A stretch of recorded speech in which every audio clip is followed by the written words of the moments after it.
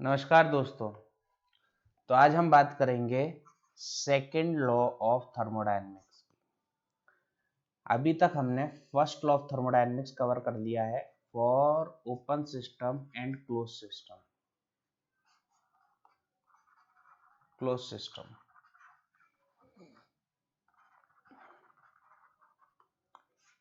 Basically thermodynamics का मतलब मैंने आपको बता रखा है। इसका मतलब है property change during a process plus energy interaction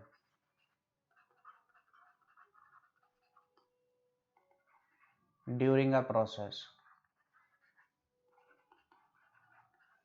दोनों की कंबाइंड स्टडी, एक प्रोसेस के दौरान जो प्रॉपर्टी में चेंज हुआ है सिस्टम की, और जो सिस्टम की एनर्जी इंटरेक्शन हुआ है, सिस्टम से जो एनर्जी इंटरेक्शन हुआ है उसकी स्टडी को कहलाते हैं थर्मोडायनेमिक्स। इसी स्टडी को पेन एंड पेपर पे करूंगा तो क्या हो जाएगी? Thermodynamic modelling. Thermodynamic modelling.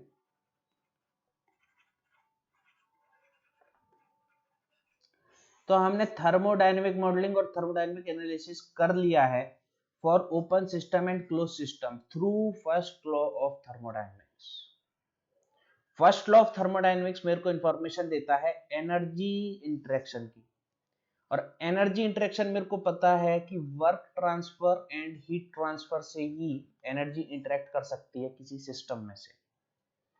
किसी सिस्टम की, अगर कोई सिस्टम है, इसमें कोई प्रोसेस हो रहा है और प्रोसेस के दौरान सिस्टम ने अपनी स्टेट बदली फ्रॉम स्टेट 1 टू स्टेट 2, तो एक प्रोसेस हुआ। उस प्रोसेस के दौरान सिस्टम की प्रॉपर्टी चेंज होंगी प्लस सिस्टम ने एनर्जी इंटरेक्शन करा होगा। तो एनर्जी इंटरेक्शन की तो भरपूर नॉलेज हमने फर्स्ट लॉ ऑफ थर्मोडायनेमिक्स में ले ली थी for open system and close system दोनों के लिए। और किसी भी प्रोसेस में जो एनर्जी इंटरेक्शन हो रहे हैं उनकी हेल्प से हमने पीवी डायग्राम बनाना भी सीखा कि पीवी डायग्राम हम कैसे बनाते हैं। तो पीवी डायग्राम से हमने उस प्रोसेस में जो प्रॉपर्टी चेंज हो रही है सिस्टम की उसको भी जाना। अब मैं आपको बताता हूं कि सेकंड लॉ ऑफ थर्मोडायनेमिक्स क्या है। सेकंड लॉ ऑफ थर्मोडायनेमिक्स भी एनर्जी इंटरेक्शन की बात करता है। सेम एनर्जी इंटरेक्शन की बात फर्स्ट लॉ ऑफ थर्मोडायनेमिक्स भी करता है और सेकंड लॉ ऑफ थर्मोडायनेमिक्स भी करता है। बट अगर दोनों ही लॉ एनर्जी इंटरेक्शन की बात करते हैं और सबसे पहले फर्स्ट लॉ आ चुका है, तो वाई सेकंड लॉ? नीड क्या है इसकी? नीड वाई कुछ ना कुछ फर्स्ट लॉ ऑफ थर्मोडायनेमिक्स में कमी नहीं होगी। और फर्स्ट लॉ ऑफ थर्मोडायनेमिक्स है क्या? Conservation of energy. Conservation of energy is known as first law of thermodynamics. इसको मैं और थोड़ा एलेबोरेट करके बोलूं तो कंजर्वेशन ऑफ एनर्जी का मतलब होता है energy can be transformed from one type of energy to another type। एक फॉर्म से दूसरी फॉर्म में अपनी चेंज हो सकती है, मतलब हीट वर्क में कन्वर्ट हो सकता है और वर्क हीट में कन्वर्ट हो सकता है। यही बात है कंजर्वेशन ऑफ एनर्जी की, कि जो हीट है वो वर्क में भी कन्वर्ट हो जाएगी और जो वर्क है वो हीट में भी कन्वर्ट हो जाएगा। ठीक है, इसके एग्जांपल्स भी बहुत सारे हमने देखे हुए हैं। तो अब नीड क्या है हमारे को सेकंड लॉ ऑफ थर्मोडायनेमिक्स की? इसका मतलब ये है defaults in first law of thermodynamics. पहले लॉ ऑफ थर्मोडायनेमिक्स में कोई ना कोई कमियां हैं, इसीलिए हम सेकंड लॉ ऑफ थर्मोडायनेमिक्स पढ़ेंगे। एक पॉइंट यहां पे क्लियर होता है। दूसरा पॉइंट, क्या कमियां हैं अभी मैं आपको बताता हूं। पहली कमी है it does not gives idea about direction of energy flow.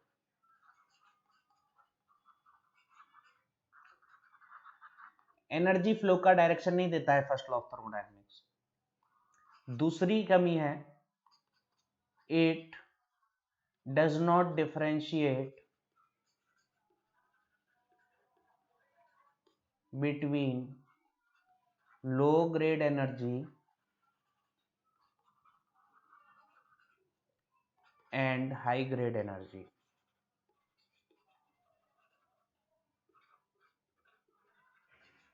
That's it. अभी समझ में नहीं आया कि डायरेक्शन ऑफ एनर्जी का मीनिंग क्या है, और दूसरा लो grade energy and high grade energy का मीनिंग क्या है।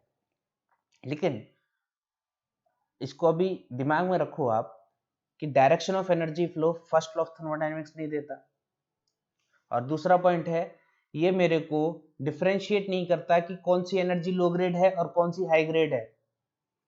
ठीक है, इतना है। अभी इस स्लाइड को हम स्किप करके सेकेंड स्लाइड में समझते हैं। सबसे पहले लो ग्रेड एनर्जी। और बेसिकली एनर्जी दो तरीके की होती है। Energies are of two types. First होती है लो ग्रेड एनर्जी और दूसरी होती है हाई ग्रेड एनर्जी।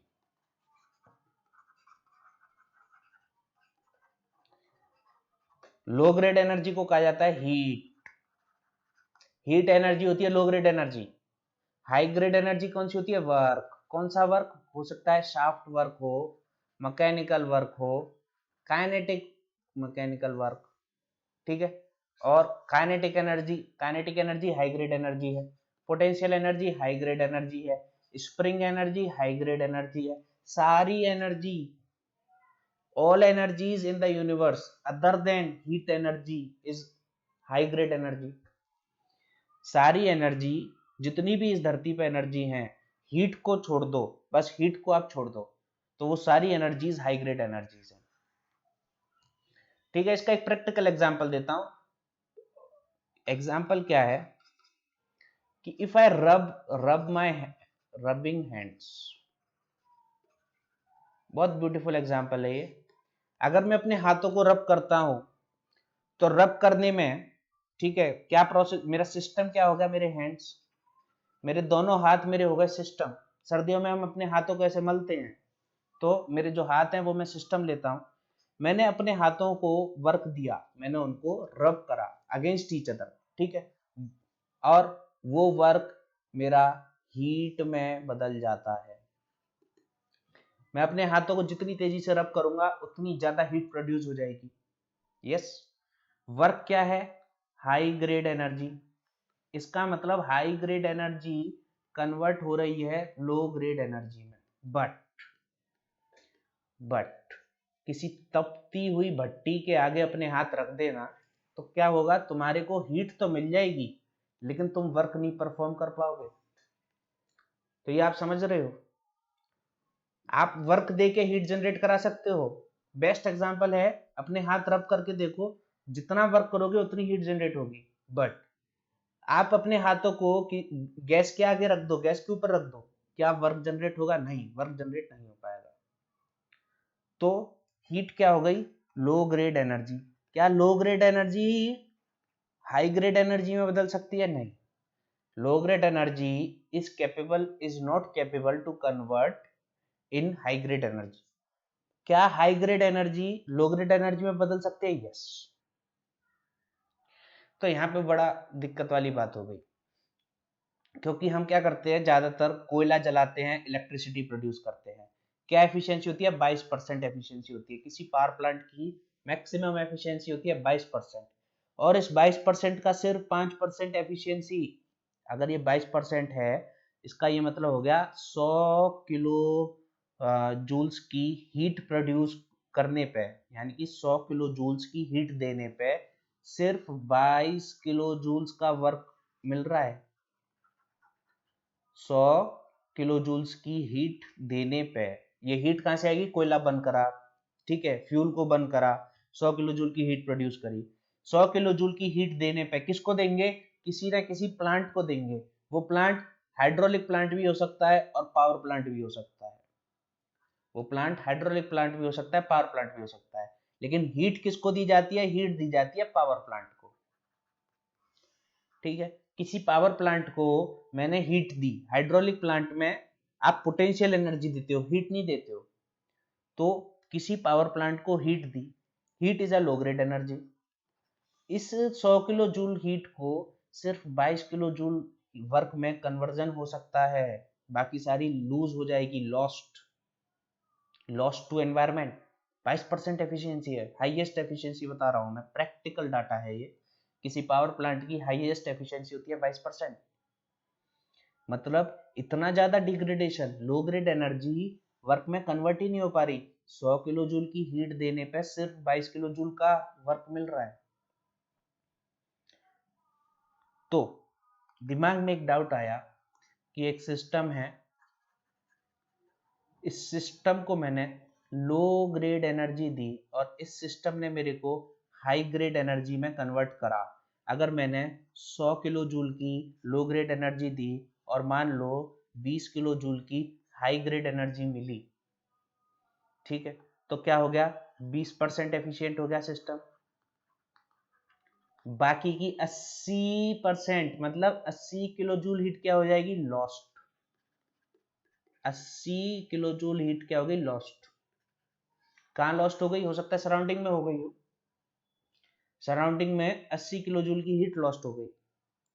अब कोई बहुत सोच विचार करता होगा कोई स्टूडेंट, तो इस तरीके से भी सोच विचार कर सकता है कि किसी सिस्टम को हमने 100 किलो जूल की हीट दी, हीट क्या है? लो ग्रेड एनर्जी, और इसने 20 किलो जूल का हाई ग्रेड एनर्जी यानी कि 20 किलो जूल का वर्क प्रोड्यूस करा। तो बाकी की बची जो 80 किलो जूल की जो एनर्जी है, वो ऐसा भी तो हो सकता है कि इस सिस्टम की इंटरनल एनर्जी बढ़ गई हो 80 kilo joule. First law of thermodynamics तो मेरे को यही कहता है कि 100 किलो जूल की हीट देने पे 20 किलो जूल का वर्क मिला है, और कोई इंफॉर्मेशन नहीं दे रखी कि 100 किलो जूल हीट आपने किसी सिस्टम को दी और 20 किलो जूल का वर्क प्रोड्यूस हुआ। अब मैं फर्स्ट लॉ ऑफ थर्मोडायनेमिक्स का यूज कर रहा हूँ, फ्लोट का। तो फ्लोट कहेगा मेरे को 100 किलो जूल, फ्लोट क्या कहता है? D q is equals to delta u plus W122। इसको मैं लिख लेता हूँ Q122 is equals to delta u plus 122। तो 100 की हीट दी plus equals to delta u plus 20 का वर्क मिला, तो चेंज इन इंटरनल एनर्जी क्या हो गई? 80 किलो जूल्स की। तो कोई ज्यादा सोच विचार करता होगा, वो मेरे को गलत ठहराने की कोशिश करेगा। वो सोचेगा कि 80 किलो जूल हीट सराउंडिंग में थोड़ी ना लॉस्ट हुई है, ये तो हो सकता है कि सिस्टम की इंटरनल एनर्जी राइज करने में हो गई हो। तो यही धोखा है। फर्स्ट लॉ ऑफ थर्मोडायनेमिक्स यही कहता है कि हीट कंजर्व्ड है, लॉस्ट तो हो ही नहीं सकती। ये किसने कहा? फर्स्ट लॉ ऑफ थर्मोडायनेमिक्स ने कहा। और क्या कहा? कि जितनी हीट दोगे वो इस सिस्टम की इंटरनल एनर्जी को राइज करेगी प्लस वर्क को प्रोड्यूस करेगी। बट प्रैक्टिकली ऐसा नहीं होता। प्रैक्टिकली क्या होता है? सिस्टम की इंटरनल एनर्जी में चेंज आता है, लेकिन इतना नहीं आता है। तो जो भी, अगर 100 की हीट देने पे 20 का वर्क मिला, तो 80 का लॉस हो चुका है। ये बात है सेकंड लॉ ऑफ थर्मोडायनेमिक्स की। सेकंड लॉ ऑफ थर्मोडायनेमिक्स साफ साफ कहता है energy is conserved, energy is conserved, but low grade energy can't be converted into high grade energy with 100% efficiency. This is impossible. तो एक पॉइंट तो clear होता है मेरे को यहां से, ठीक है। इस स्लाइड पे आवा defaults in first law of thermodynamics, यहाँ पे जो सेकंड पॉइंट है ये क्लियर हो गया है कि ये first law of thermodynamics does not differentiate between low grade energy and high grade energy. That's it. अब आप ऊपर वाले पॉइंट को देखो। ऊपर वाला पॉइंट कहता है it does not give idea about direction of energy flow. Energy का जो फ्लो है उसकी डायरेक्शन नहीं देता है। कैसे? ये कहता है कि Q अमाउंट की हीट देने से Q को मान लो 100 और 20 किलो जूल्स का वर्क मिला और 100 किलो जूल की हीट दी, बट उल्टा करो, 20 किलो जूल्स का वर्क देने से 100 किलो जूल की हीट मिल जाए, ऐसा हो सकता है? नहीं होगा। एनर्जी एक पर्टिकुलर डायरेक्शन में फ्लो होती है, एनर्जी एक पर्टिकुलर डायरेक्शन में फ्लो होती है। ऐसा नहीं है कि किसी भी सिस्टम से कभी भी आप वर्क एक्सट्रैक्ट कर सकते हो और कभी भी सिस्टम के ऊपर वर्क कर सकते हो, एंड किसी भी सिस्टम से कभी भी आप हीट को एक्सट्रैक्ट कर सकते हो और कभी भी उस हीट को सिस्टम को दे सकते हो, ऐसा इम्पॉसिबल है। This is impossible. एनर्जी का फ्लो एनर्जी का फ्लो एनर्जी का फ्लो ऐसे नहीं होता कि कभी भी आप हीट दे दो कभी भी वर्क ले लो। एनर्जी का फ्लो एक डेफिनेट पैटर्न में होता है। तो वो डेफिनेट पैटर्न कौन बताता है? Second law of thermodynamics. और हाई ग्रेड और लो ग्रेड एनर्जी में डिफरेंशिएट किसने करा? Second law of thermodynamics. अब आपको ये 2 पॉइंट समझ में आ रहे हैं? बिल्कुल क्लियर हो गए कि हाँ, ये 2 बातें कमी हैं। फर्स्ट लॉ ऑफ थर्मोडायनेमिक्स में इन दोनों बातों का जिक्र नहीं हुआ है। तो अब मैं आपको बताता हूं सेकंड लॉ ऑफ थर्मोडायनेमिक्स क्या है। सेकंड लॉ ऑफ थर्मोडायनेमिक्स, इसके पास 2 स्टेटमेंट हैं। पहली है kelvin Planck statement,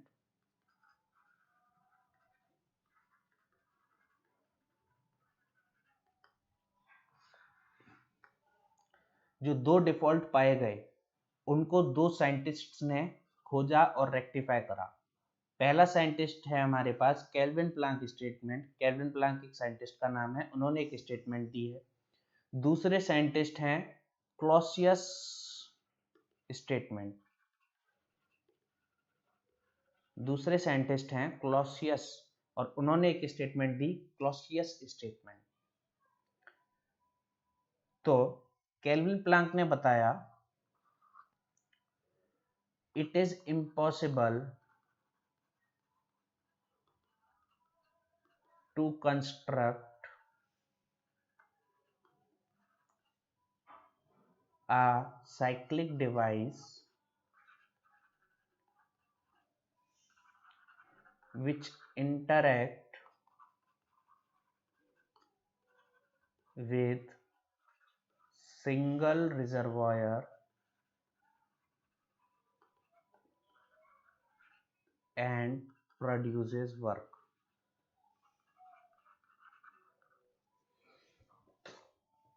It is impossible to construct a cyclic device which interact with single reservoir and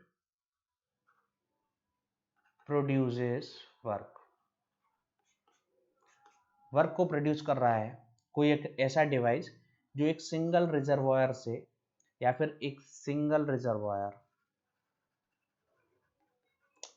reservoir अभी मेरे को नहीं पता क्या होता है, ठीक है। एज वी मूव फर्दर हमें पता लगेगा कि रिजर्वायर क्या है और रिजर्वायर के टाइप्स क्या हैं। तो अभी कोई एक कंटेनर टाइप का समझ लो, इस कंटेनर में एनर्जी है, इसका नाम दिया गया है रिजर्वायर। इस रिजर्वायर से कोई एक साइक्लिक डिवाइस आपने कनेक्ट करा, this is a cyclic device, और ये वर्क दे रहा है। रिजर्वायर इस साइक्लिक डिवाइस को हीट देगा और इस हीट के एवज में आपको वर्क मिलेगा। तो वर्क कितना हो जाएगा? हीट के बराबर। ये स्टेटमेंट है, ये चीज है इम्पॉसिबल। ये बताया है केल्विन प्लांक स्टेटमेंट ने। केल्विन प्लांक कहते हैं ऐसा कोई साइक्लिक डिवाइस मौजूद नहीं है। अच्छा, बात बार बार साइक्लिक डिवाइस की क्यों होती है? सेकंड लॉ ऑफ थर्मोडायनेमिक्स में हम साइक्लिक डिवाइस पढ़ते हैं क्योंकि ड्यूरिंग अ साइक्लिक प्रोसेस अगर कहीं भी कोई साइक्लिक प्रोसेस होता है तो change in internal energy zero हो जाती है। अगर चेंज इन इंटरनल एनर्जी किसी सिस्टम की इंटरनल एनर्जी जीरो हो जाए, change in internal energy zero हो जाए, तो हम मेरे को ये पता लग सकता है कि कितनी हीट देने पे कितना वर्क मिलेगा, या फिर अगर change in internal energy zero है तो कितना वर्क देने पे कितनी हीट मिलेगी। ये तो आप समझते हो कि change in internal energy for a cyclic process is zero. तो कितनी हीट देने पे कितना वर्क मिला और कितना वर्क देने पे कितना हीट मिला। ठीक है, अगर मैं यहाँ पे फर्स्ट लॉ ऑफ थर्मोडायनेमिक्स लगाऊं तो Q is equal to W हो जाएगा पहले वाले प्रोसेस के लिए, और दूसरे वाले प्रोसेस के लिए W is equal to Q। ये तो बात हो गई फर्स्ट लॉ ऑफ थर्मोडायनेमिक्स में। फर्स्ट लॉ ऑफ थर्मोडायनेमिक्स इस तरीके की मशीन का कोई वायलेशन नहीं करता है। फर्स्ट लॉ ऑफ थर्मोडायनेमिक्स कहता है yes it is possible that change in internal energy अगर सिस्टम की जीरो है तो जितनी हीट दोगे उतना वर्क मिलेगा। क्या ये उचित स्टेटमेंट है? नहीं। केल्विन प्लैंक ने यहाँ पे स्टॉप लगाया, उन्होंने कहा नहीं, ये इम्पॉसिबल है, ऐसा करा नहीं जा सकता।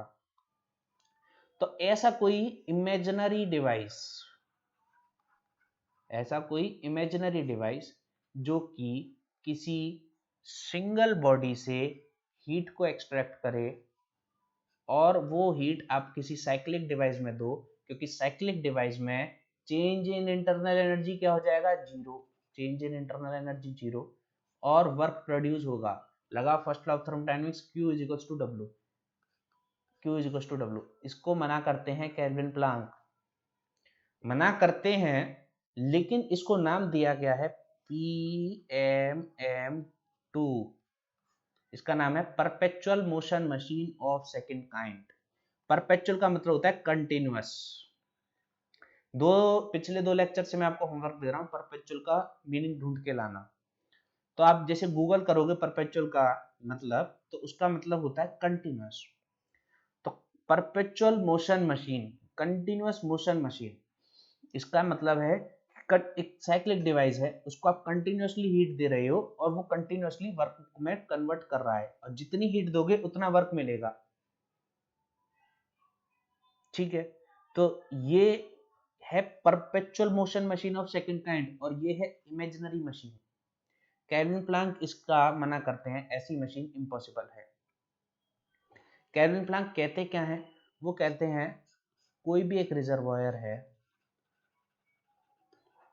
केल्विन प्लैंक कहते हैं सिंगल रिजर्वायर से एनर्जी इंटरेक्ट करके वर्क प्रोड्यूस नहीं हो सकता। इसका बहुत महत्व है। सिंगल रिजर्वायर से एनर्जी का इंटरेक्शन करने के बाद वर्क प्रोड्यूस नहीं होगा। तो कम से कम 2 रिजर्वायर आपको लेने पड़ेंगे, 2 रिजर्वायर। आपने एक रिजर्वायर लिया, इससे आपने Q1 amount of heat extract करी, एक साइक्लिक डिवाइस में इसको आपने पास करा इस हीट को, और इस डिवाइस ने वर्क कुछ प्रोड्यूस करा, साथ ही साथ कुछ अमाउंट ऑफ एनर्जी लॉस्ट हो गई, Q2 लॉस्ट हो गई। Q1 अगर 100 किलो जूल है तो उससे सिर्फ 20 किलो जूल वर्क मिल रहा होगा, 80 किलो जूल हीट लॉस्ट हो रही होगी। कितने रिजर्वायर लगे? 2। कितने रिजर्वायर लगे? 2। एक हो गया फर्स्ट रिजर्वायर, ये है सेकेंड रिजर्वायर। जिस रिजर्वायर से हीट ली जाती है उसको नाम दिया गया है सोर्स, और जिस रिजर्वायर में हीट दी जाती है उसको नाम दिया गया है सिंक। सिंक का मतलब है जो भी लॉस्ट है, जो भी कचरा है, उसको सिंक में जाके फेंक दो। घरों में सिंक होती है, बर्तन धोने के बाद जो भी कचरा है, गंदा पानी है, वो सिंक में चला जाता है। साफ पानी आता है टोटी में से, नल, टैप, इंग्लिश में बोलते हैं टैप। टैप में से आएगा साफ पानी, तो tap is a source of water. ऐसे ही ये जो ऊपर रिजर्वायर लगा है, ये जो फर्स्ट रिजर्वायर जिसको मैंने नाम दिया गया है, this reservoir is a source of heat, source of heat. तो इसको नाम, फर्स्ट रिजर्वायर को नाम दिया गया है सोर्स, और जहां पे बची कुची लॉस्ट हीट चली जाती है उसको नाम दिया गया है सिंक। तो केल्विन प्लैंक ने साफ साफ बोल दिया है, और ये यूनिवर्सली माना गया है, ट्रू स्टेटमेंट है। जितने भी इंजन्स हैं वो इसी केल्विन प्लैंक स्टेटमेंट पर काम करते हैं। कहीं भी आप इंजन की बात करते हो तो वो यही केल्विन प्लैंक स्टेटमेंट के ऊपर बेस्ड है। ठीक है, तो आपको सबसे इंपॉर्टेंट बात ये याद रखनी है, अगर कभी भी वर्क प्रोड्यूस हो रहा है थ्रू अ साइक्लिक डिवाइस तो कम से कम 2 रिजर्वायर की नीड होगी। सिंगल रिजर्वायर से एनर्जी का इंटरेक्शन करने के बाद वर्क प्रोड्यूस नहीं हो सकता। द्वारा मैंने ये फ्लो चार्ट में इसी बात को लिख दिया है। इतनी बात आपको क्लियर हो गई कि सिंगल रिजर्वायर से एनर्जी इंटरेक्शन करने के बाद वर्क प्रोड्यूस नहीं होगा, और अगर होगा तो वो मशीन होगी इम्पॉसिबल, और उस मशीन को नाम दिया गया है perpetual motion machine of second kind. ठीक है, तो इंपॉर्टेंट नोट पॉइंट्स क्या हो गए? जो साइक्लिक डिवाइस आप लगाते हो, जो साइक्लिक डिवाइस आप लगाते हो, कहां पे लगाते हो? ये मैंने आपको बताया है, ये सोर्स होगा, ये होगा साइक्लिक डिवाइस, और ये होगा सिंक।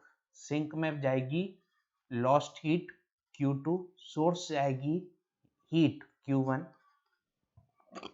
और W अमाउंट का वर्क प्रोडक्शन होगा। और ये साइक्लिक डिवाइस है। साइक्लिक डिवाइस है इसीलिए इस तरीके के आप एरो लगाते हो इसमें। इस साइक्लिक डिवाइस का नाम दिया गया है heat engine. Heat engine. Engine क्यों?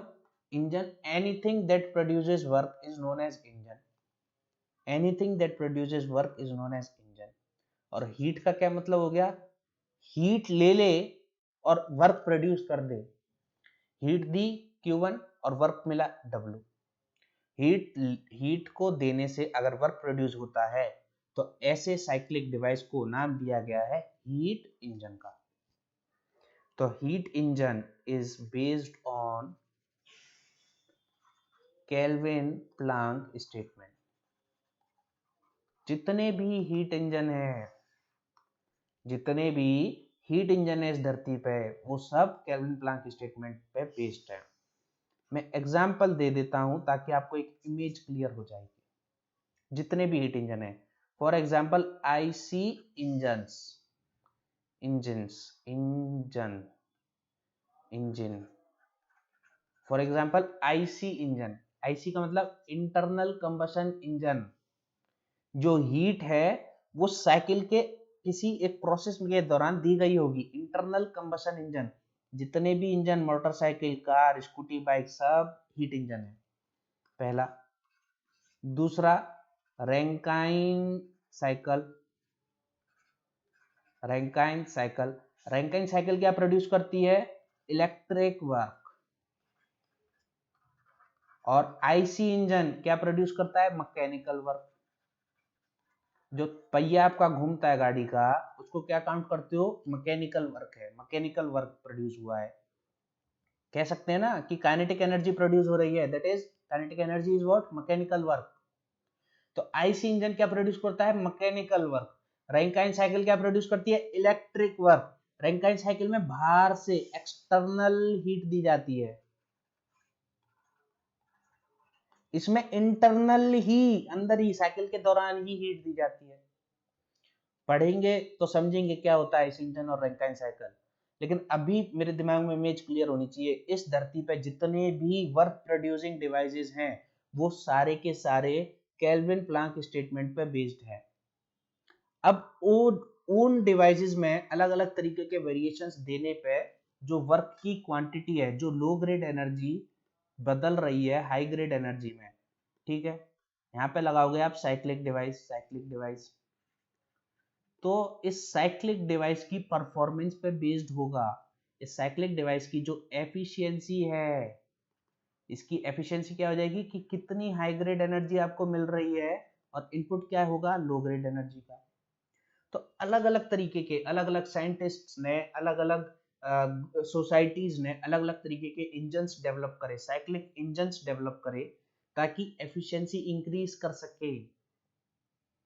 ठीक है, मारुति सुजुकी का इंजन अलग होगा, हुंडई का अलग होगा, अलग अलग कंपनी के पास अपने अलग अलग इंजन होते हैं, काम सबका सेम है, सब में पिस्टन सिलेंडर अरेंजमेंट होगा, बट डिजाइन में अंतर होगा, तभी उन सब इंजन की एफिशिएंसी अलग अलग होती है। ठीक है, क्या कंज्यूम करते हैं सारे इंजन? ठीक है, कार में क्या डालते हो आप? पेट्रोल। पेट्रोल होता है बर्न, तो आपने क्या दे दी? लो ग्रेड एनर्जी, हीट दे दी, और आपको क्या मिला? मैकेनिकल वर्क, यानी कि काइनेटिक एनर्जी मिलती है, तभी आपकी गाड़ी आगे बढ़ती है। क्या मिला? वर्क। ठीक है, अलग अलग कंपनी के अलग अलग माइलेज होते हैं। Everything is dependent on the cyclic device, that's it. Cyclic device से लेना देना नहीं है। साइक्लिक डिवाइस की स्टडी नहीं करनी केल्विन प्लैंक स्टेटमेंट में, लेकिन केल्विन प्लैंक स्टेटमेंट जस्ट ये कहती है कि अगर लो ग्रेड एनर्जी को हाई ग्रेड एनर्जी में कन्वर्ट करना है तो कम से कम 2 रिजर्वायर लगेंगे। पहले का नाम होगा सोर्स, दूसरे का नाम होगा सिंक, और सोर्स से हीट दी जाएगी साइक्लिक डिवाइस को, और साइक्लिक डिवाइस वर्क प्रोड्यूस करेगा, और साथ में साइक्लिक डिवाइस कुछ हीट को रिजेक्ट करेगा, और वो जो हीट रिजेक्ट हुई है that is known as lost heat, और उस लॉस्ट हीट को जो गेन कर रहा होगा उस रिजर्वायर का नाम दिया गया है सिंक। अब ये फ्लो चार्ट आप अपनी कॉपी में बना लेना जो मैंने कहा है अभी तक। ठीक है, तो अब मैं आपको समझाऊंगा कि रिजर्वायर शब्द का मतलब क्या है। रिजर्वायर, कभी भी एनर्जी को स्टोर करना होगा तो रिजर्वायर लगते हैं। दो तरीके के रिजर्वायर होते हैं, एनर्जी स्टोरिंग डिवाइस होते हैं आपके, energy storing device energy storing device are known as reservoir. ठीक है, एक होता है हीट रिजर्वायर और thermal reservoir, thermal reservoir. Thermal reservoir और हीट रिजर्वायर। दूसरा होता है मैकेनिकल रिजर्वायर।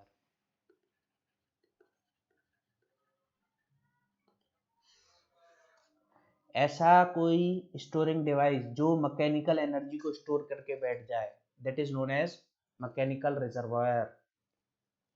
ऐसा कोई डिवाइस जो कि हीट एनर्जी को स्टोर करके बैठ जाए, that is known as heat reservoir और थर्मल रिजर्वायर। तो जो इंटरेक्शन हो रहा है हमारे साइक्लिक डिवाइस का, वो कोई दो थर्मल रिजर्वायर हैं। पहले का नाम दिया गया है सोर्स, क्योंकि सोर्स से हीट आ रही है, और सिंक में हीट जा रही है, दैट इज सिंक, और वर्क प्रोड्यूस हो रहा है। तो सोर्स और सिंक दोनों ही थर्मल रिजर्वायर हैं और या फिर हीट रिजर्वायर हैं। रिजर्वायर भी दो तरीके के होते हैं, finite energy reservoir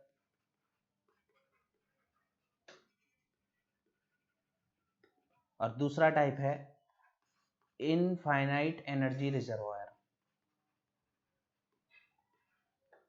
infinite energy reservoir की चर्चा होगी, काफी चर्चा होने वाली है। इसको शॉर्ट में बोला जाता है TER।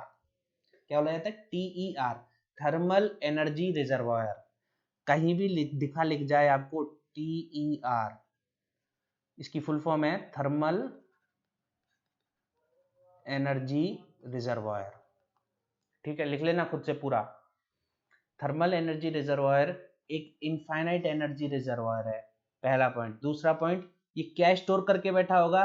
ये थर्मल एनर्जी को स्टोर करके बैठा है। इसमें से कितनी भी हीट ले लो, इसको कोई फर्क नहीं पड़ता, इनफाइनाइट हीट देगा और इनफाइनाइट हीट अपने अंदर ले लेगा, इनफाइनाइट हीट देगा और इनफाइनाइट हीट ले लेगा।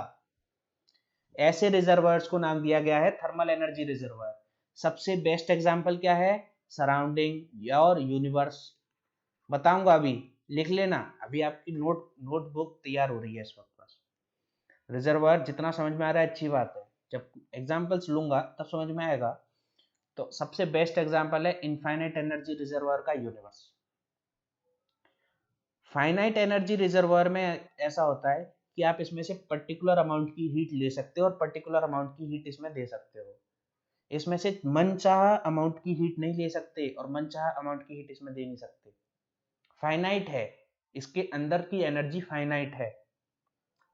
तो इस धरती पे तो जितने भी रिजर्वायर हैं that are finite energy reservoir. तो इनफाइनाइट एनर्जी रिजर्वायर एक आइडियल कॉन्सेप्ट है। ठीक है, इसको हम चर्चा में लेंगे। रिजर्वायर आपको क्लियर हो गया कि रिजर्वायर कितने प्रकार के हैं? दो प्रकार के हैं, एक है हीट और थर्मल रिजर्वायर, दूसरा है मैकेनिकल रिजर्वायर। मैकेनिकल रिजर्वायर हमें पढ़ना नहीं है, हमें पढ़ना है हीट और थर्मल रिजर्वायर। ये दो प्रकार के हैं, फाइनाइट एनर्जी रिजर्वायर और infinite energy reservoir. Infinite energy reservoir को दूसरा नाम दिया गया है TER। पता है आपको TER का काम क्या है? दूसरा, TER का एग्जाम्पल क्या है? यूनिवर्स। और फाइनाइट एनर्जी रिजर्वायर की डेफिनेशन आपको पता है कि it can store and it can supply finite amount of thermal energy, that's it. It can store or it can supply finite amount of thermal energy. It is known as finite energy reservoir. Reservoir क्या होता है?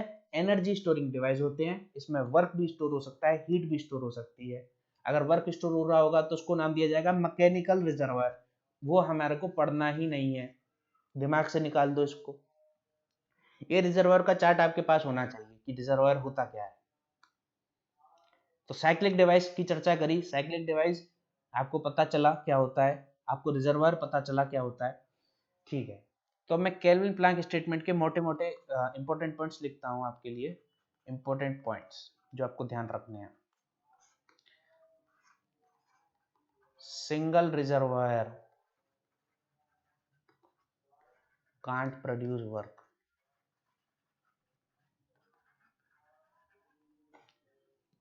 ठीक है। दूसरा, if single reservoir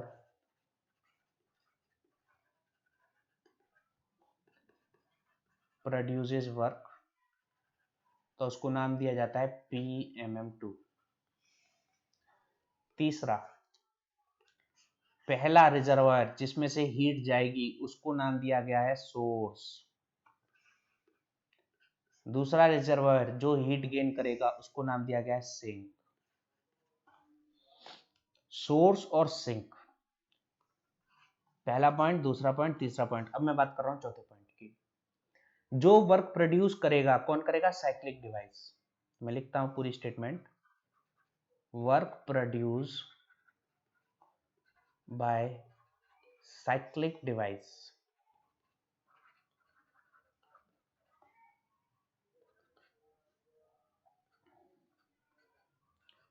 is high grade energy. Supply क्या करोगे आप? लो grade energy. मिलेगी क्या? High grade energy. क्या एफिशिएंसी 100% होने वाली है? जितनी लो ग्रेड एनर्जी किसी साइक्लिक सिस्टम को, सिस्टम कोई साइक्लिक सिस्टम है जो कि साइकिल में फ्लो, साइकिल में काम कर रहा है, ठीक है, इसका मतलब इसकी इंटरनल एनर्जी 0 है। तो फर्स्ट लॉ ऑफ थर्मोडायनामिक्स कहता है लो ग्रेड एनर्जी दो, हाई ग्रेड एनर्जी मिलेगी। पहली स्टेटमेंट फॉल्स, 100% एफिशिएंसी नहीं हो सकती, फॉल्स स्टेटमेंट है। दूसरी दूसरी बात इसमें ये भी छुपी है कि जो लो ग्रेड एनर्जी है वो सिंगल रिजर्वायर से आ रही होगी, सिंगल रिजर्वायर से आ रही होगी। बट केल्विन प्लैंक ने कहा है कि दो रिजर्वायर का होना, ठीक है, दो रिजर्वायर कम से कम होने ही चाहिए। अगर वर्क को प्रोड्यूस होना है तो कम से कम दो रिजर्वायर चाहिए, क्योंकि यहाँ पे सिंगल रिजर्वायर से हीट एंटर कर रही है किसी साइक्लिक डिवाइस में तो हाई ग्रेड एनर्जी नहीं मिलेगी। केल्विन प्लैंक स्टेटमेंट यहीं पे फॉल्स हो गई। इसी को PMM2 का नाम दिया गया है। इतनी बात मेरे को केल्विन प्लैंक के, ठीक है, याद रखनी है। केल्विन प्लैंक से जुड़ी हुई सबसे इंपॉर्टेंट बात है free expansion. So many of you will wonder कि फ्री एक्सपेंशन तो हम पढ़ चुके हैं। फ्री एक्सपेंशन में मैंने आपको क्या क्या बता रखा है? चेंज इन इंटरनल एनर्जी 0 होता है, चेंज इन एंथैल्पी 0 होता है सिस्टम की। क्यों? फ्री एक्सपेंशन का आपको एक ही डायग्राम याद रखना है कि एक पार्टीशन में आपने गैस भर दी है, गैस A, यहाँ पे गैस भरी हुई है।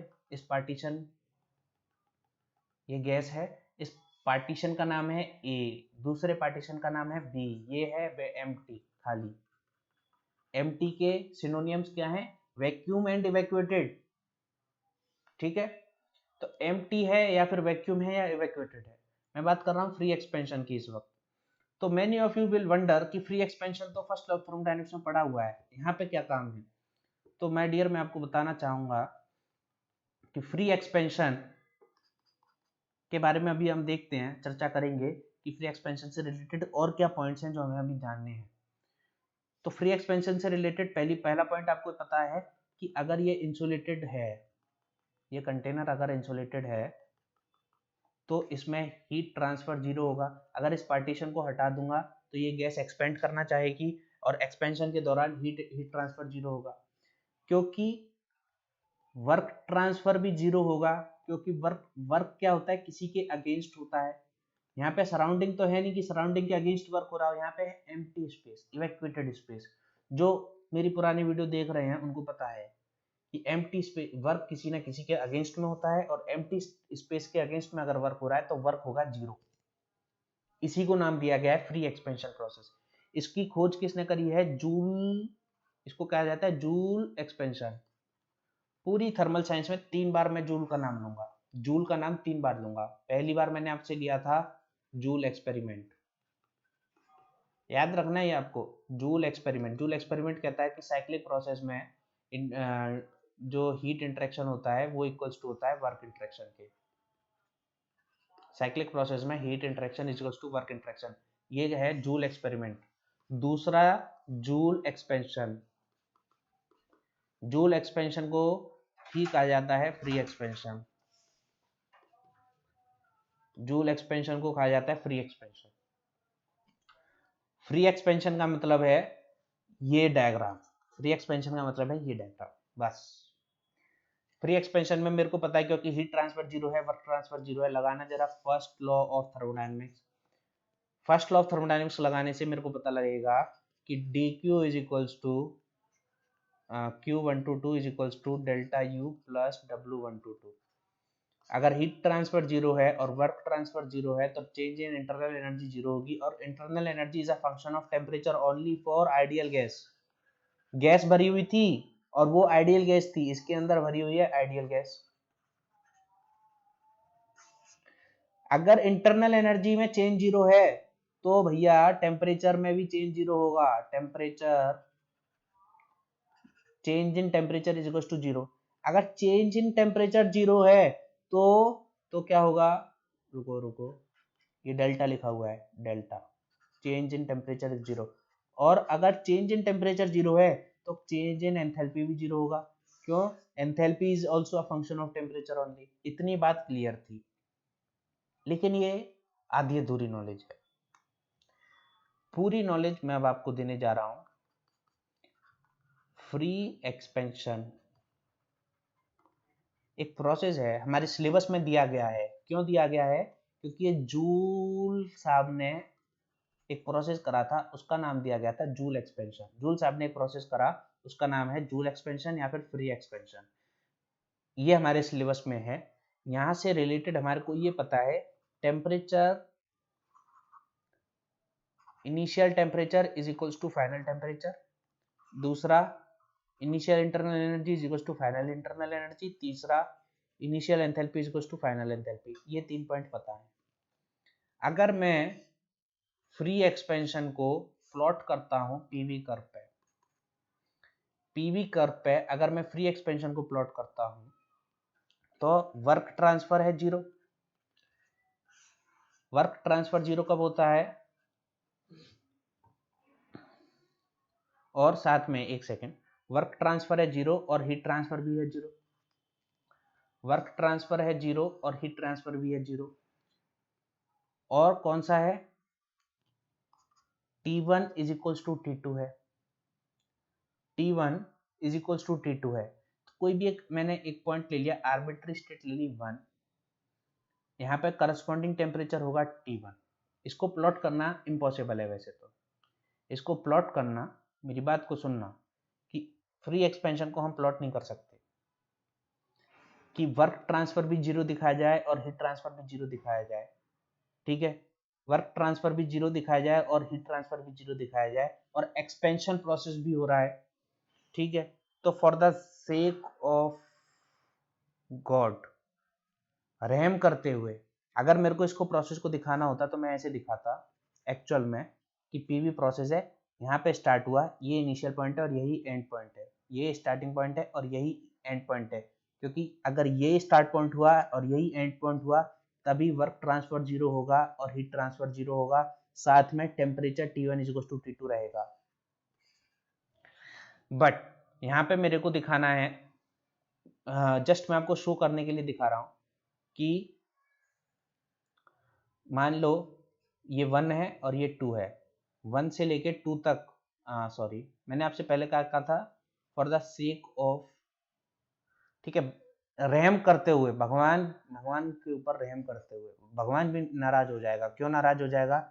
क्योंकि एक्सपेंशन की बात है, एक्सपेंशन की बात है, तो आइदर मेरे को प्रेशर राइज करते हुए दिखाना पड़ेगा, सॉरी प्रेशर ड्रॉप करते हुए दिखाना पड़ेगा, और मेरे को वॉल्यूम राइज करते हुए दिखाना पड़ेगा। तो मैं वॉल्यूम राइज करते हुए दिखा देता हूँ। चलो, ये एक्सपेंशन प्रोसेस मैंने दिखा दिया 1 से लेके 2, लेकिन ये गलत है क्योंकि इस प्रोसेस में 1 से लेके 2 प्रोसेस में हीट इंटरेक्शन और वर्क इंटरेक्शन दोनों ही हो रहे हैं। ये रहा work interaction, area under PV curve is work interaction, सब कुछ हो रहा है, लेकिन मेरे को दिखाना पड़ेगा। इसको जस्ट अंडरस्टैंड करने के लिए दिखा रहा हूँ, वरना ये डायग्राम गलत है।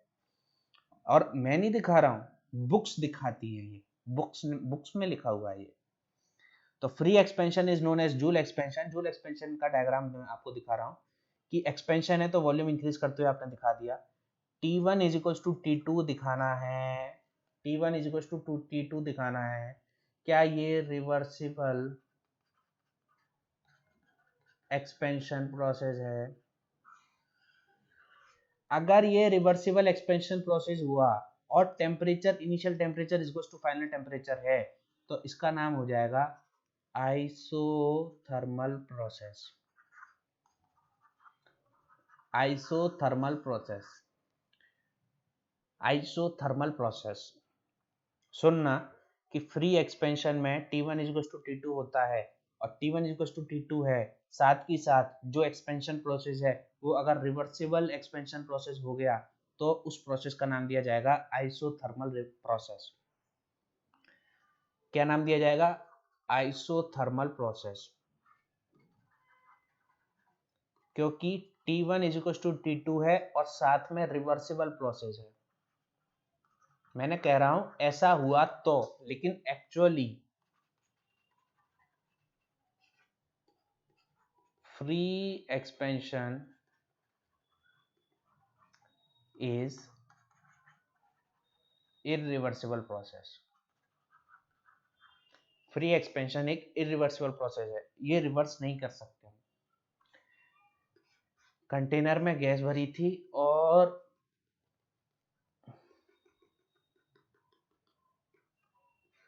ये कंटेनर में गैस भरी थी, यहाँ पे इस चैम्बर का नाम A है, इस चैम्बर का नाम B है। जैसे ही मैं इस चैम्बर को हटाता हूँ तो ये गैस पूरे के पूरे इसमें फैल जाएगी। अब ये गैस पूरे के पूरे वॉल्यूम में फैल चुकी है, ठीक है। इस प्रोसेस के दौरान वर्क इंटरेक्शन था 0, हीट इंटरेक्शन था 0, और T1 इज टू T2 है। Temperature of the gas is constant, ठीक है माय डियर। अगर कोई कहे इसको कंप्रेस करो, इसको कंप्रेस करो, ऐसे कंप्रेस करो, कर दिया कंप्रेस, ठीक है। यहाँ पे पिस्टन लगाई होगी, इस पिस्टन को धक्का देके इस तरीके से कंप्रेस करा कि ये पिस्टन आपके बीच में यहाँ पे आ गई और ये अगेन चैम्बर A और चैम्बर B में डिवाइड हो गया। तो क्या आपने वर्क करा? हाँ, वर्क तो करा, इसको कंप्रेस करा ताकि ये चीज एम्प्टी हो जाए दोबारा से और यहाँ का प्रेशर दोबारा से राइज हो जाए, ठीक है। पहले ये पूरे पूरे रूम में फैली हुई थी, पूरे रूम में फैली हुई थी, ठीक है। फिर मैंने कंप्रेस करा, रूम में फैली हुई थी तो मान लो P1 प्रेशर था। जब मैं इसे कंप्रेस करूंगा तो प्रेशर इंक्रीज हो जाएगा, नहीं हो जाएगा? कितना इंक्रीज हो जाएगा? इनिशियल स्टेट में पहुंच जाएगा। इनिशियल स्टेट क्या थी कि चैम्बर A और चैम्बर B में ये एम्प्टी था और ये इसमें गैस भरी हुई थी। यहाँ पे जो प्रेशर था P, वही अब यहाँ पे मेंटेन कर दिया हमने, P प्रेशर द्वारा से मेंटेन कर दिया। कैसे कर दिया? इस पिस्टन को हमने धक्का दिया, इस पिस्टन पे वर्क करा। मैंने आपको बता रखा है कभी भी रिवर्सिबल प्रोसेस होगा, सब आपको पढ़ा हुआ है, सब आपने पढ़ा हुआ है, अब सब चीज का एप्लीकेशन चालू हो चुका है, ये समझ लीजिए। अगर कोई प्रोसेस हुआ है पीवी प्रोसेस 1 से लेके 2 तक, इस प्रोसेस के दौरान आपने अगर W अमाउंट की वर्क करा और Q अमाउंट की हीट मिली, अगर ये रिवर्सिबल प्रोसेस है, इसको आप रिवर्स करना चाहते हो, आप क्या करो, 2 पे खड़े हो जाओ, पहले आपने W अमाउंट का वर्क दिया था और Q अमाउंट की हीट मिली थी। अब क्या करो, एनर्जी इंटरेक्शन को रिवर्स करो, Q अमाउंट की हीट दो और फिर देखो ये सेम पाथ पे ट्रेस होगा, सेम पाथ पे ट्रेस होगा और W अमाउंट का वर्क मिल जाएगा। एनर्जी इंटरेक्शन रिवर्स हो गए, पहले W दिया गया था, अब W मिल रहा है, पहले Q मिल रही थी, अब Q दिए जा रही है। अगर एनर्जी इंटरेक्शन रिवर्स हो जाए प्लस सेम पाथ पे हो जाए, सेम पाथ पे, तो दोनों को कंबाइंड करके प्रोसेस बन जाएगा रिवर्सिबल। यहां पे आ जाओ, पहले वर्क इंटरेक्शन 0 था, प्रोसेस हो गया 1 से लेके 2, पीवी प्रोसेस है। मान लो ये स्टेट 1 थी, ये जो गैस थी इनिशियली ये डायग्राम इनिशियल का है, ये डायग्राम इनिशियल का है और फाइनल स्टेट का डायग्राम ये है। तो इनिशियली स्टेट को मैं 1 से दिखा रहा हूँ, इनिशियल स्टेट ई वाली कंडीशन, फिर इसका एक्सपेंशन करके मान लो कोई एक आर्बिट्री प्रोसेस बना रहा हूँ, सही डायग्राम नहीं बना रहा हूँ, मन से बनाया मैंने कोई भी एक आर्बिट्री प्रोसेस। इस प्रोसेस के दौरान work interaction 0, work interaction 0, heat interaction 0। अगर मेरे को 2 से 1 सेम पाथ पे पहुंचना है, 2 से 1 सेम पाथ पे पहुंचना है, तो जीरो हीट देने पे जीरो वर्क मिलना चाहिए और ऑटोमेटिकली ये पहुंचना चाहिए, लेकिन पहुंच रहा है नहीं। अगर इसको मेरे को इस सेम पाथ को ट्रेस कराना है, ठीक है, मैं सेम यहाँ पे खड़ा हूं, अभी सेम पाथ पे ट्रेस कराना है, तो मैंने इसको वर्क दिया है, पहली बात तो वर्क दिया है, कंप्रेस करा है, तो ये यहीं पे वायलेट हो गया कि फ्री एक्सपेंशन इरिवर्सिबल प्रोसेस होता है।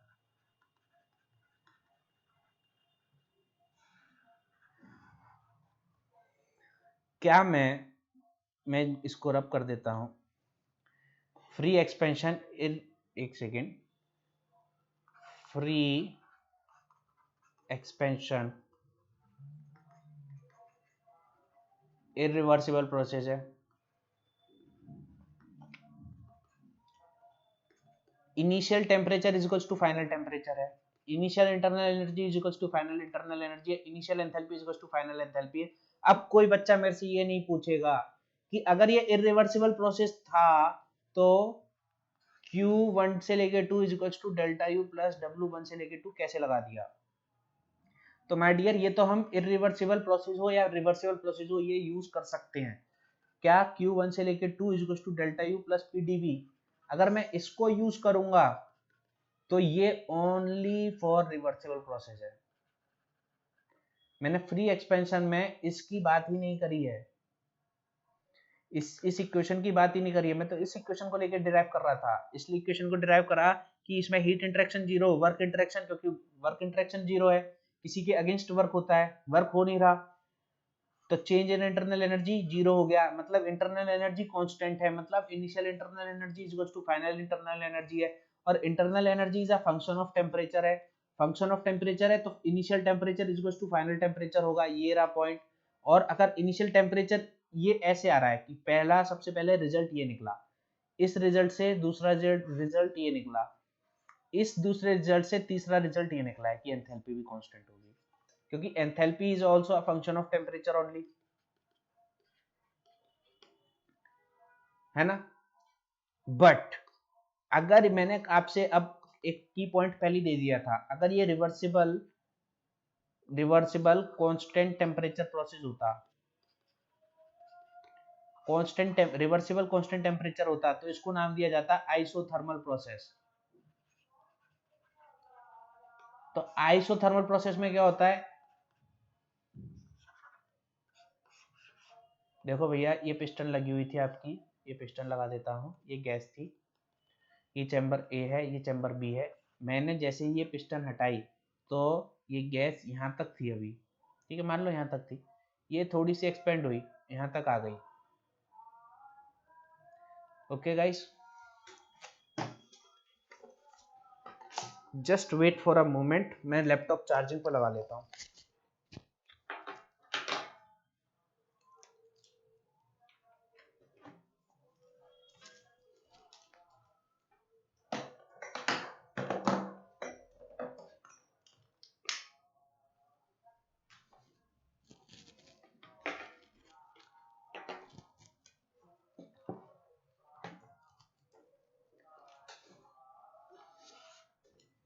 तो अगर रिवर्सिबल कांस्टेंट प्रोसेस होता तो अगर मैंने यहाँ से पिस्टन हटाई होती तो ये गैस मान लो यहाँ तक एक्सपेंड कर चुकी है, ठीक है। अगर ये यहाँ तक थी, पहले इनिशियली यहाँ तक थी, तो इसका टेम्परेचर T1 था, मान लो 30 केल्विन था, या फिर आप मान लो 300 केल्विन था। जब ये एक्सपेंड कर गई, यहाँ तक आ गई, तो इसका टेम्परेचर ड्रॉप होगा, इसका टेम्परेचर हो जाता मान लो 280 केल्विन। ये मैं नहीं बता रहा हूँ, ये जूल साहब ने बताया है, मैं अपनी तरफ से डाटा नहीं ले रहा हूँ, ये वैल्यू अपनी तरफ से ली है 300 और 280, लेकिन ये कंफर्म बात है इसका टेम्परेचर ड्रॉप होता, ये कंफर्म बात है इसका टेम्परेचर ड्रॉप होता, 300 से 280 हो जाता, फिर और यहाँ तक एक्सपेंड कर दी तो ये हो जाता 270, फिर और एक्सपेंड करती तो इसका टेम्परेचर बढ़ के हो जाता 275, बढ़ जाता, अब बढ़ जाता, पहले घटा फिर बढ़ा, फिर और एक्सपेंड करती तो मान लो यहाँ पे टेम्परेचर हो जाता 295, और एक्सपेंड करी, बिल्कुल कंटेनर को टच कर गई, एक्सपेंड कर गई, पूरी एक्सपेंड कर गई, तो इसका टेम्परेचर फिर बढ़ के हो जाता 300 केल्विन। तो पहले टेम्परेचर डिक्रीज होता है, फिर टेम्परेचर इंक्रीज होता है, देन अगर 300 केल्विन था तो 300 केल्विन से पहले टेम्परेचर डिक्रीज होगा थोड़ी दूरी तक, फिर थोड़ी दूरी तक टेम्परेचर इंक्रीज होता है, फिर जब पूरी एक्सपेंड कर जाती है तो टेम्परेचर 300 केल्विन निकल के आता है। इनिशियल टेम्परेचर फाइनल टेम्परेचर के बराबर है, लेकिन जो इंटरमीडिएट टेम्परेचर है वो 300 केल्विन नहीं है। इस बात का विशेष रूप से ध्यान रखो, क्यों नहीं है? क्योंकि ये आइसोथर्मल प्रोसेस नहीं है माय डियर। आइसोथर्मल तब होता अगर ये रिवर्सिबल होता, अगर ये रिवर्सिबल प्रोसेस नहीं है तो ये कौन सा है? इरिवर्सिबल है। इसका मैं प्रूफ आपको पहले ही दे चुका हूं, free expansion is a irreversible process, और ये इरिवर्सिबल प्रोसेस है, इसीलिए जो इंटरमीडिएट टेम्परेचर है वो सेम नहीं रहेंगे। तो इस बात की जानकारी बहुत इंपॉर्टेंट है, एकदम फाइन नॉलेज लेके जा रहे हो आप मेरे पास से कि इनिशियल टेम्परेचर फाइनल टेम्परेचर के बराबर है, लेकिन इंटरमीडिएट टेम्परेचर TA, TB इस तरीके से कोई इंटरमीडिएट टेम्परेचर रहे होंगे, ये T1 और T2 के बराबर नहीं होंगे। ये है फ्री एक्सपेंशन, फ्री एक्सपेंशन और जूल एक्सपेंशन, नाम याद रखना है आपको। होता क्या क्या है इसमें ये आपको पता लग गया है। इसका एग्जाम्पल मैं बहुत बार दे चुका हूँ। पहला एग्जाम्पल तो मेरा सबसे कॉमन एग्जाम्पल यही रहता है कि चैम्बर A से चैम्बर B में गई है गैस, अगर ये पिस्टन हटा दी गई तो ये एक्सपेंशन जो हुआ है दिस इज फ्री एक्सपेंशन। दूसरा एक गेट में आई थिंक गेट में ही आया हुआ क्वेश्चन है, इधर गेट या IES का क्वेश्चन है कि बैलून है एक, ये एम्प्टी रूम है। अच्छा, एक चीज और है, अगर वर्क ट्रांसफर को 0 रखना है तो ये दो ही जगह होगा, रिजिड वेसल और एम्प्टी वेसल। ऐसा दिखेगा तो वर्क ट्रांसफर 0 ही होगा। तो एक एग्जांपल है कि ये बैलून है, इस रूम में रखा हुआ है और ये बैलून बस्ट हुआ, ये बैलून रप्चर हुआ। बैलून रप्चर होने के बाद ये एम्प्टी रूम है हमारे पास, ये एम्प्टी रूम है और ये बैलून हमारा रप्चर हुआ मतलब फटा, और ये गैस इसके अंदर जाके फिल हो गई। अगर इस गैस का टेम्परेचर T1 था तो फिल होने के बाद इस रूम के अंदर जब फिल हो जाएगी तो टेम्परेचर बताओ कितना होगा? भैया टेम्परेचर होगा T1 के बराबर ही, क्योंकि ये भी केस है फ्री एक्सपेंशन का।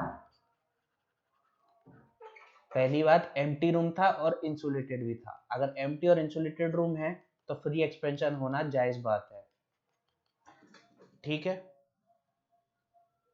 अब आपको फ्री एक्सपेंशन क्लियर हो गया। अब डाउट यहाँ पे पैदा होता है कि केल्विन प्लैंक स्टेटमेंट चल रही थी और बात कर दी तुमने फ्री एक्सपेंशन की।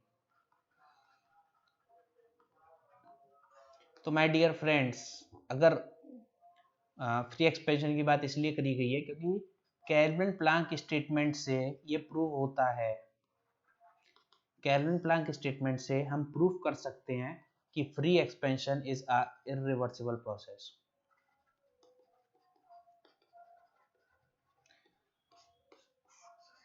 केल्विन प्लैंक स्टेटमेंट से हम प्रूफ कर सकते हैं कि free expansion is a irreversible process. ये प्रूफ करा जा सकता है, बहुत इजी है इसको प्रूफ करना। बट ऐसा होता है कई बार हम ज़्यादा पढ़ते जाएं और वो रिक्वायर्ड सिलेबस में ना हो, ज़्यादा डेरिवेशंस देखने से, ठीक है, आपको कंफ्यूजन ना हो, तो मैं इसकी डेरिवेशन नहीं करा रहा हूँ। अगर आप इंटरेस्टेड हो, आप पी के नाग में जाओ या फिर कोई भी एक स्टैंडर्ड बुक में जाओ। पी के नाग जी की बुक है ये। पी के नाग जी की बुक में आप सेकंड लॉ ऑफ थर्मोडायनेमिक्स खोलोगे तो वहाँ पे आपको मिल जाएगा एक टॉपिक फ्री एक्सपेंशन का। आप उन पैराग्राफ्स को, 2-3 पैराग्राफ्स हैं, उनको रीड करना, आपको समझ में आएगा कि केल्विन प्लैंक स्टेटमेंट से भी हम प्रूफ कर सकते हैं कि free expansion is a irreversible process. ठीक है, हिंट के तौर पे आपको बता दूं कि free expansion single energy reservoir, ये हिंट है। मैं क्यूरियोसिटी, आपके अंदर की क्यूरियोसिटी बढ़ा नहीं रहा हूं, ठीक है। हिंट देके ये मत सोचो कि मैं आपके अंदर की क्यूरियोसिटी बढ़ा रहा हूं। मैं बस आपसे इतना कह रहा हूं, अगर आपके पास सफिशिएंट टाइम हो तो आप इस पर इन 2-3 पैराग्राफ्स को पढ़ लेना। नहीं तो आपको बस ये याद रखना है कि हम केल्विन प्लैंक स्टेटमेंट से भी प्रूफ कर सकते हैं कि फ्री एक्सपेंशन एक इरिवर्सिबल प्रोसेस है। इसीलिए इसमें थ्रू आउट जो प्रोसेस हो रहा होगा, उस प्रोसेस के पूरे दौरान, उस प्रोसेस के दौरान टेम्परेचर कांस्टेंट नहीं रहता है, but initial temperature is equal to final temperature हो जाता है। इसका पीवी कर्व की बात करूं मैं, तो इसका पीवी कर्व में एक आर्बिट्री प्रोसेस ऐसे दिखाऊं कि 1 से लेके 2 और T1 is equal to T2। Wait a minute, अगर मैं कोई एक आइसोथर्मल लाइन खींच दूं, if this is isothermal line, ये जो आइसो फ्री एक्सपेंशन प्रोसेस दिखा रहा हूं, मैं अपने मन से नहीं दिखा रहा हूं। This is free expansion process, मैं अपने मन से नहीं दिखा रहा हूं इसको। फ्री एक्सपेंशन प्रोसेस को अलग अलग बुक्स में इसको अलग अलग तरीके से डिस्क्राइब करा हुआ है। कोई बुक तो कहती है फ्री एक्सपेंशन का पीवी कर्व ये बना दिया, 1 से लेके 2 एक्सपेंशन दिखाना है तो एक्सपेंशन दिखा दिया, वॉल्यूम राइज हो रहा है। बट इसको ऐसे दिखाते हैं, दिस इज रिवर्सिबल और दिस इज इरिवर्सिबल। ये डॉटेड लाइंस दिखा रही होंगी, ये डॉटेड लाइंस दिखा रही होंगी कि temperature is not constant, but initial temperature and final temperature is constant.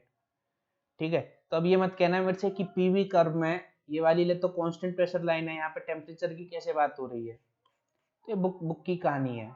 कुछ बुक ने इसी डायग्राम को टीएस कर्व पे दिखा रखा है कि initial temperature is T1 and final temperature is T2। ये हो गया रिवर्सिबल प्रोसेस। लेकिन एक्चुअल में फ्री एक्सपेंशन ऐसे नहीं होता, एक्चुअल में फ्री एक्सपेंशन ऐसे होता है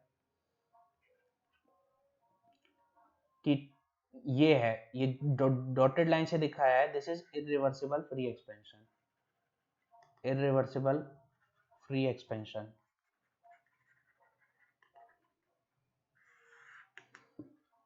कि T1 इनिशियल टेम्परेचर, ये देखो ना, y एक्सिस पे टेम्परेचर है तो ये वाली लाइन दिखा रही होगी कांस्टेंट टेम्परेचर लाइन को। तो आपकी बुक में ये भी बना हो सकता है, आपकी बुक में ये भी बना हो सकता है, आपकी बुक में ये भी बना हो सकता है। मोस्ट प्रेफरेंस आप टीएस कर्व को दे सकते हो, प्रेफरेंस आप इस कर्व को दे सकते हो।